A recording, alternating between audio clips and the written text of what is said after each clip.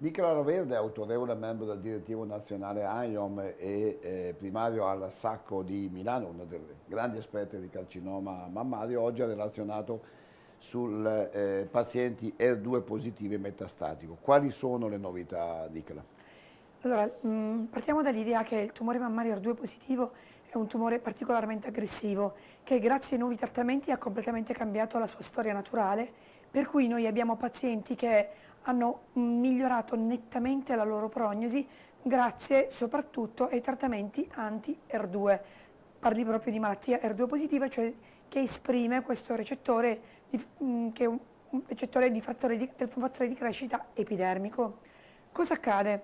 Noi abbiamo consolidato dei trattamenti, in primis un trattamento di prima linea potentissimo che ha migliorato di molti mesi la sopravvivenza delle pazienti con malattia metastatica e ne ha anche allungato il tempo di progressione della malattia. E questa è la prima linea metastatica, diciamo lo studio di riferimento, lo studio Cleopatra.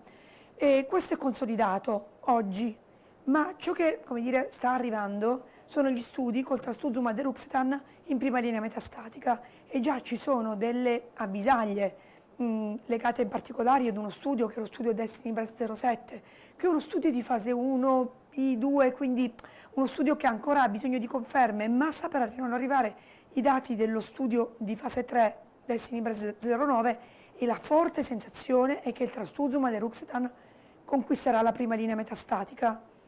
Questo è il primo dato che ho voluto un po' sottolineare in questo momento e che probabilmente ci vedrà cambiare la pratica clinica nel giro di un anno.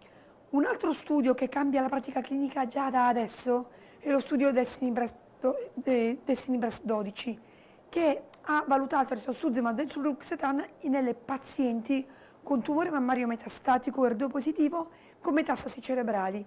Questo studio già è clinical practice changing perché ci dice che in seconda linea le pazienti possono essere trattate definitivamente col trastuzumab deruxtecan e si pone un po' in competizione con il tucatinib che era stato studiato nel studio ER2CLIMB.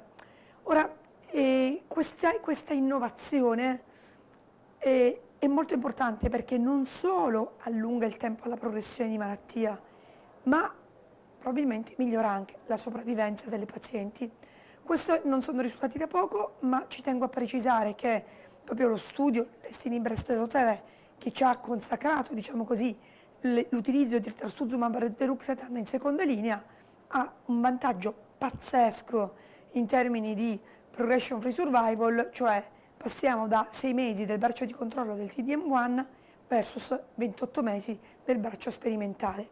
Quindi, dati nuovissimi grazie agli anticorpo farmaco coniugato. Il trastuzumab deruxtecan rappresenta un esempio di tecnologia e di innovazione. Tutti questi cambiamenti faranno sì che noi oncologi potremo proporre ai nostri pazienti terapie sempre più efficaci e non dobbiamo dimenticare cosa? Uno, che le scelte devono essere condivise. Questi farmaci hanno degli effetti collaterali di cui va tenuto in conto e probabilmente le nostre scelte, i nostri cambiamenti non avranno solo come obiettivo questi outcome molto importanti, progression free survival, overall response rate, ma anche il desiderio della paziente. Ricordiamoci che appunto i temi di tossicità come per esempio la nausea e il vomito, le polmoniti, l'alopecia, possono essere fattori condizionanti per cui una paziente può anche a un certo punto scegliere di fare dei farmaci magari un po' meno efficaci, ma che in qualche modo le vengano incontro sulla qualità di vita. Ecco, siamo in un momento molto bello, ma anche molto complesso di scelta, dove le pazienti, sempre più informate, diventano registe della loro scelta terapeutica.